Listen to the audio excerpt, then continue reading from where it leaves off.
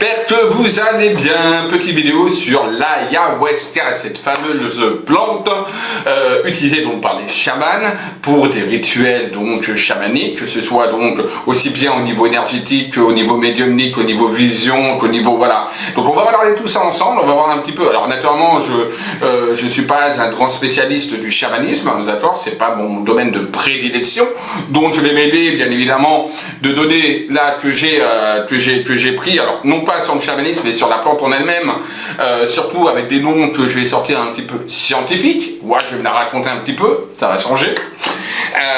Donc voilà, donc je vais donc essayer de vous montrer un petit peu ce que c'est de l'ayahuasca. Et je vais vous dire moi personnellement ce que j'en pense après. Voilà. C'est pour ça que je fais cette vidéo, pour vous dire un petit peu ce que je pense de cette plante et quels seraient éventuellement les autres moyens d'atteindre, on va dire, ces visions ou ces modes méditatifs ou ces modes de guérison autres qu'en prenant cette plante qui est l'ayahuasca. Donc on va commencer maintenant, surtout donc prenez votre petit thé, votre petit tilleul, votre tisane. On parle de plantes, la tisane, ben voilà, c'est parfait, on est dans le thème. Et ben, partagez la vidéo, bien évidemment, abonnez-vous à ma chaîne si ce n'est pas déjà fait. Et d'ailleurs, qu'est-ce que vous attendez ceux qui regardent la vidéo? Cliquez pour vous abonner et activez la petite cloche de notification pour être au courant des prochaines vidéos. Le petit pouce en haut, ça je crois que je l'ai déjà dit, mais vous connaissez la chanson et on commence maintenant, c'est parti.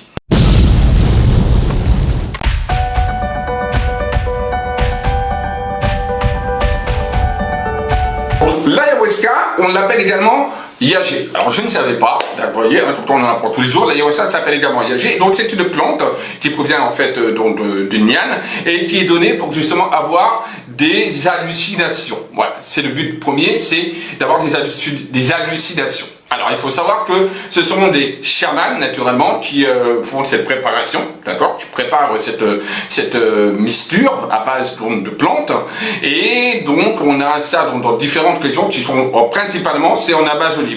On trouve à peu près une 72 tribus on va dire amazoniennes, donc tribus on va dire indigènes, et c'est ces tribus là qui justement attention ils ne font pas dans toutes les tribus mais parmi dans ces tribus là dans ces tribus-là, pardon, pas de tribus, dans ces tribus, voilà, décidément, que la préparation, dont on va dire, de ces plantes est faite. Alors, on va essayer bien évidemment, pour parler plus, pas que je dise n'importe quoi aussi, parce que je ne suis pas un grand spécialiste du chamanisme, donc, comme je vous disais, hein, c'est produire donc des hallucinations visuelles, considérées qui est fait par des chamans.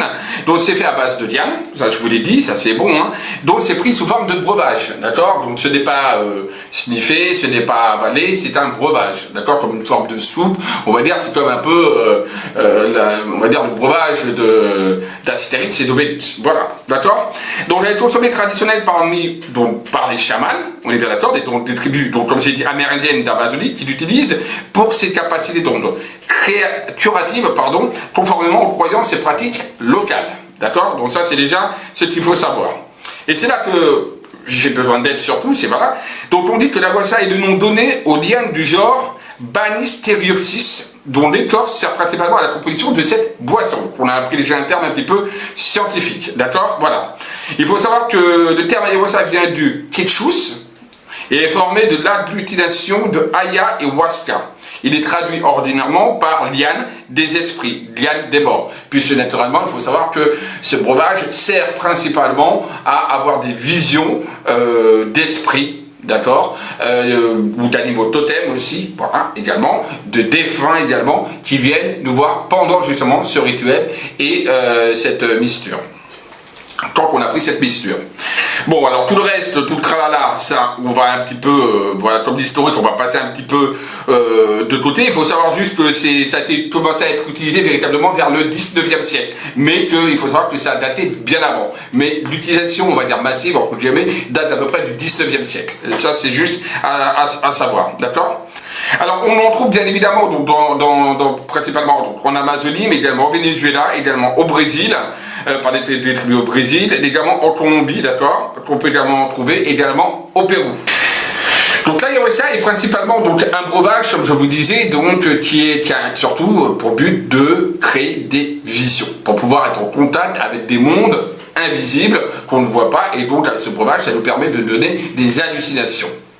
qui nous permettent de rentrer en contact avec ces sphères-là. Mais c'est également un outil thérapeutique très puissant, d'accord, qui permet également de faire des guérisons. Voilà, les chamans l'utilisent également non seulement pour faire tout ce qui donc concerne les visions, d'accord, mais également dans des buts thérapeutiques. Et c'est ça aussi qui est important de retenir. C'est pas que, on va dire, pour voir les esprits, etc. Non, c'est un autre usage. Il semblerait que d'ailleurs c'est utilisé, comme je vous avais dit, hein, c'est vraiment, on va dire, à la mode depuis le 19e siècle, mais il faut savoir que c'est utilisé depuis plus de 4000 ans, je crois, ou 4 ou 5000 ans à peu près. Il faudrait vérifier, mais il y a à peu près entre 4 et 5000 ans qu'il y a eu déjà l'utilisation de ces plantes et de ces méthodes. Donc, c'est maintenant que je vais donc utiliser le plus, on va dire, les sources. Cela, on rentre un petit peu dans le domaine, on va dire, médical, ou on va dire médical, médicinal, etc. Et même au niveau, pour ceux qui se connaissent dans les plantes. Donc là, j'ai besoin de sources. Il faut savoir que l'activité pharmacologique de l'ayahuasca est particulière du fait qu'elle dépend d'une interaction synergique entre les alcaloïdes actifs des plantes qui constituent le breuvage. L'un des constituants, ce sont les feuilles de Psychotria viridis. Psychotria, on entend déjà le mot psychiatre, psychose, etc.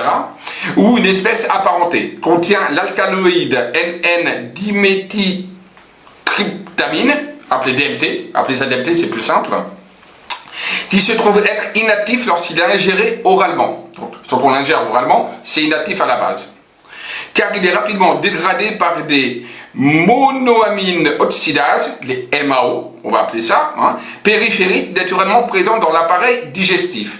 L'absorption simultanée de bêta-carboline, inhibitrice puissante des MAO, de ce qu'on a appelé donc les monoamine oxydases.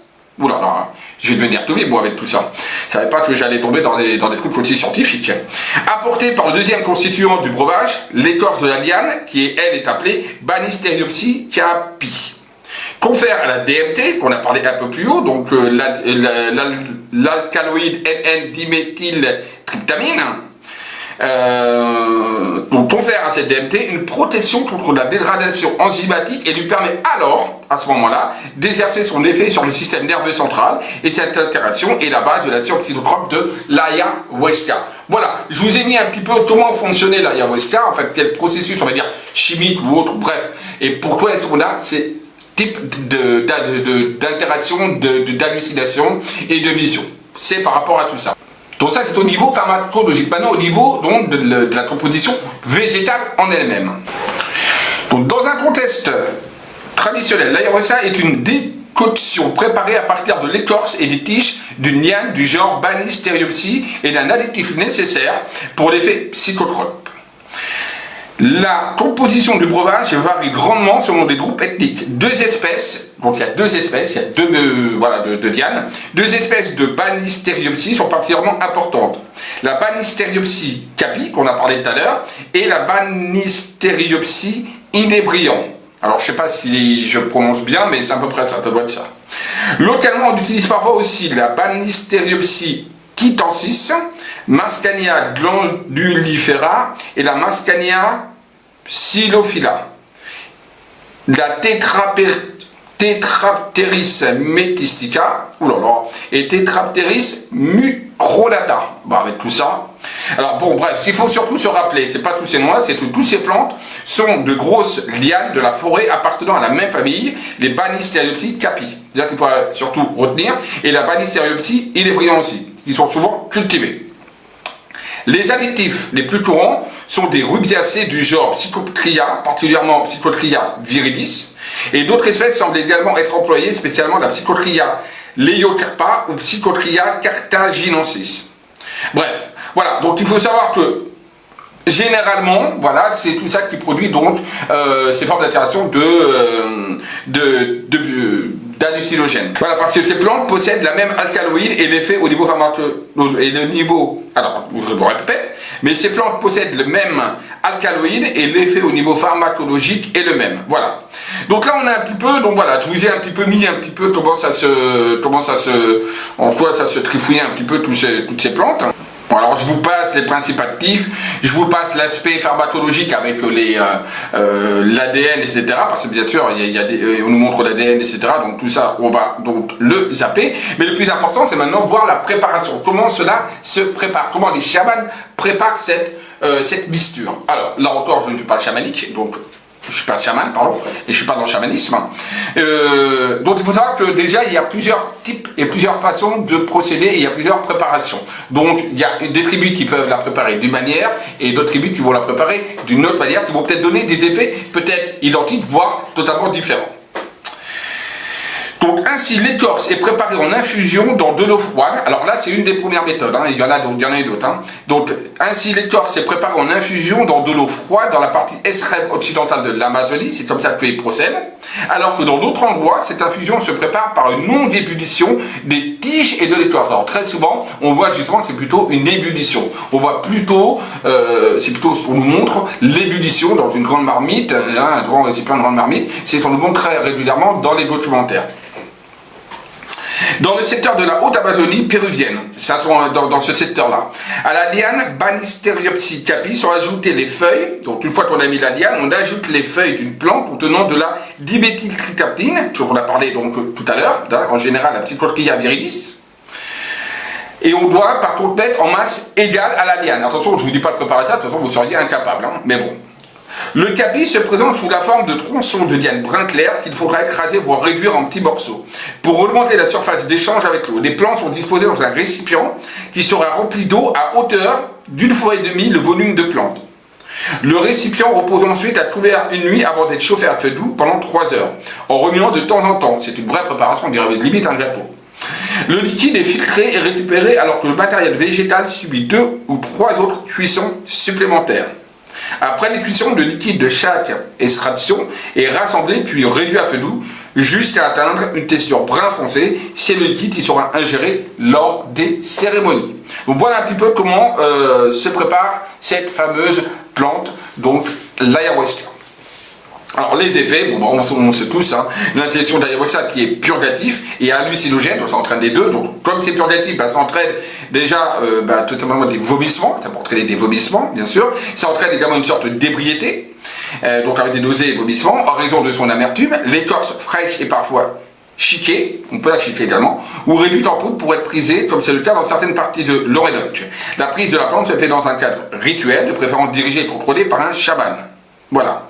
Et lorsque la boisson est consommée en groupe dans un rituel, les vomissements sont posés en faisant partie de l'expérience. Hein, les effets apparaissent généralement après l'ingestion, il faut environ à peu près compter 30 minutes, hein, c'est ça. Hein.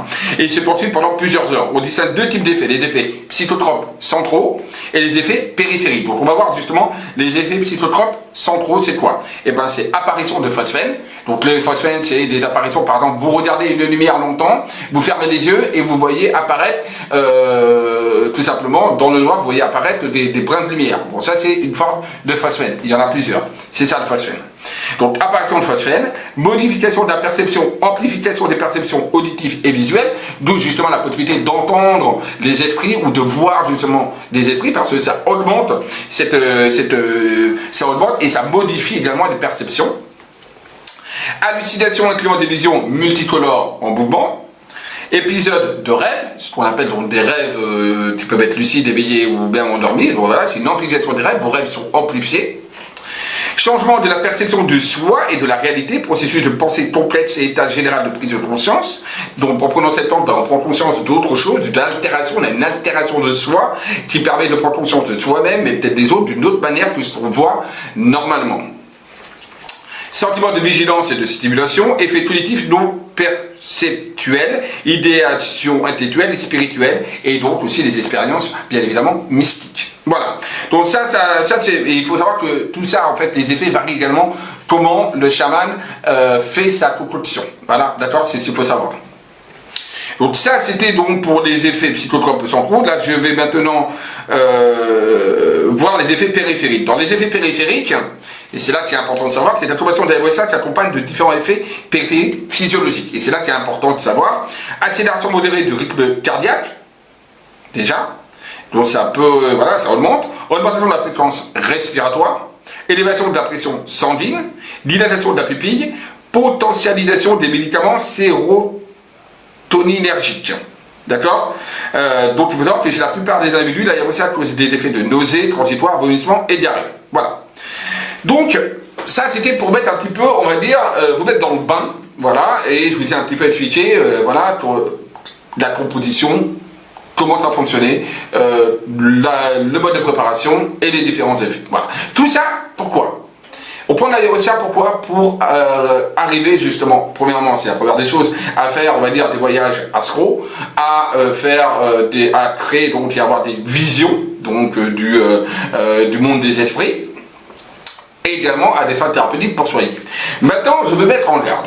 Pourquoi je fais cette vidéo? C'est surtout pour mettre en garde que, parce qu'il y a vraiment un business, il y a le business touristique de l'ayahuasca, et c'est vrai que beaucoup de monde profite de ça, et il faut savoir que des vrais chamans, il y en a très très peu qui savent le faire véritablement bien. Alors oui, il y a plusieurs peuples, je vous avais dit, hein, il y a 72 peuples à peu près indigènes tribus, donc qui le font, mais il faut les trouver ces tribus. Mais bon, il faut les trouver ces tribus, et on les trouve pas n'importe où. Donc sur 1000 chamans, il y a peut-être 2 vrais chamans qui sauront vraiment préparer bien cette concoction. Et donc, imaginez un petit peu que quelqu'un fait toute cette mixture et que tout simplement vous ingérez ça et que c'est fait par un chaman qui n'est pas chaman, ou qui s'auto-proclame chaman. Imaginez un peu les dégâts que ça peut faire. Hein, voilà. Il y a déjà eu des décès, il faut le dire. Hein, on ne dit pas assez, mais pendant l'ayahuasca, il y a eu déjà des décès. Donc c'est pas à prendre à la légère. Quand vous voulez faire un pèlerinage, ou vous voulez faire une expérience touristique chamanique, ou que vous voulez faire quelque chose, faites-le en votre âme et conscience et en prenant en compte tous les dangers potentiels. Et est-ce que vous êtes véritablement avec un vrai chaman? Il faut déjà, premièrement, que le chaman soit présent à côté de vous. D'accord, ça c'est déjà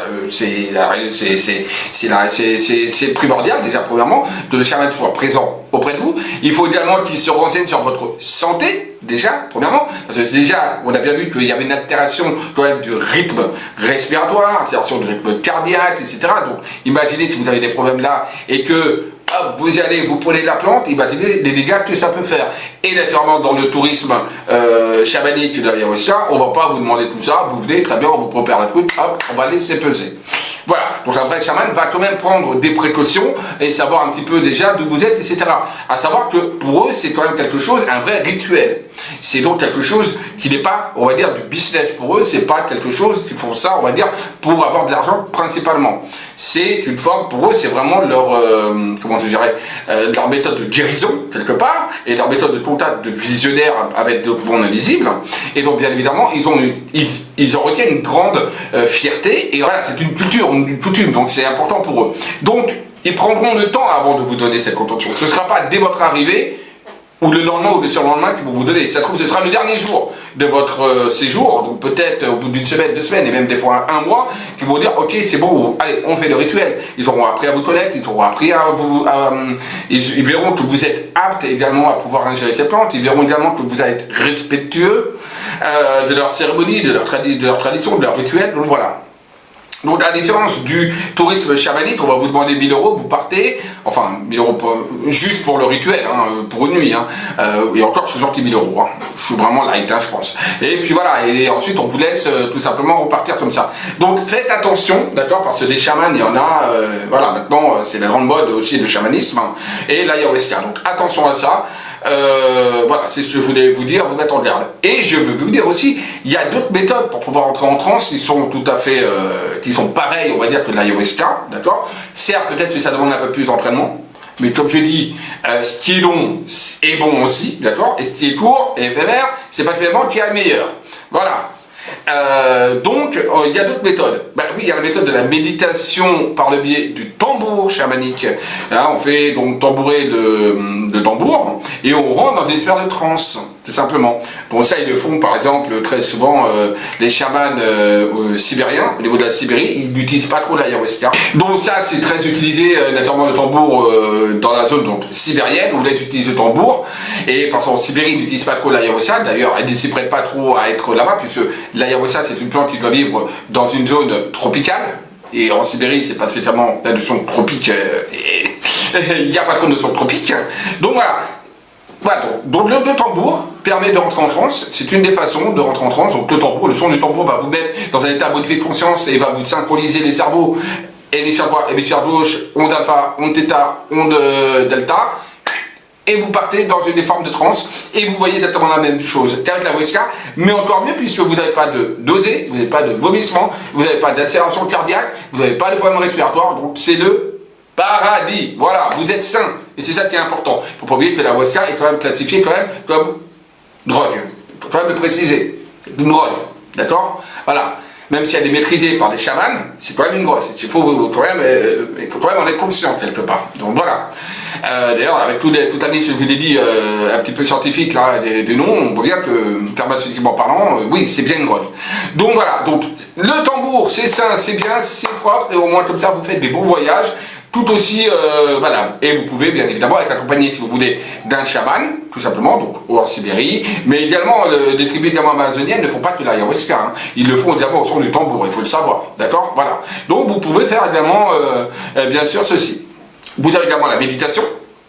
Alors c'est vrai que la méditation simple comme ça va demander beaucoup plus de temps pour pouvoir rentrer en transe comme il faut rentrer en transe. Donc c'est vrai que c'est plus compliqué, c'est plus long et il faut rester longtemps en méditation. Mais il y a également la méditation également qui est également très saine et qui vous permet également de rentrer en transe. Après il y a peut-être aussi d'autres procédés que je ne connais pas et dans ce cas-là mettez en commentaire les différentes également méthodes pour rentrer en transe. Par exemple, bon, on a tous vu des films de cow-boys, d'indiens avec les temps de sudation, etc., où on rentre en transe, ben voilà, par exemple ça peut être sympathique, il n'y a pas de drogue ni rien, et vous rentrez dans une tente de sudation comme ça. Alors je ne sais pas si ça se fait encore, voilà, mais par exemple, voilà, pour avoir des visions. Bah là, voilà, on ne prend pas de drogue, on n'a pas de problème à ce niveau-là. Juste peut-être, à ce niveau-là, peut-être vérifier un petit peu si vous n'avez pas de problème de peut-être respiratoire, asthme. Donc asthmatique, à mon avis, ça peut jouer un petit peu, mais sinon, c'est plutôt sain. Donc voilà, voilà. Il y a des méthodes autres que prendre l'ayahuasca à tout va et n'importe comment. Donc c'est pour ça que je fais cette vidéo, pour vous montrer un petit peu ce que c'était que l'ayahuasca, le procédé, et surtout de faire attention parce que c'est vrai qu'il y a énormément de tourisme à ce niveau-là et ça peut être très très dangereux et piégeur pour vous. Voilà, prenez soin de votre santé, on en a qu'une, et une vie, on en a qu'une, même s'il y a des réincarnations après, vous ne peut-être pas louper quand même la vie qu'on est là actuellement. Faut quand même, d'accord? Bon, même si on sait que de l'autre côté, il y a quelque chose, on a une vie à vivre ici. Donc voilà, écoutez, j'espère que cette petite vidéo vous a plu, que je vous ai pas trop embêté, hein. Si c'est le cas, vous mettez en haut, hey Kylist, vous nous emmerde à être ton ayahuasca et de nous donner des leçons, vous avez le droit.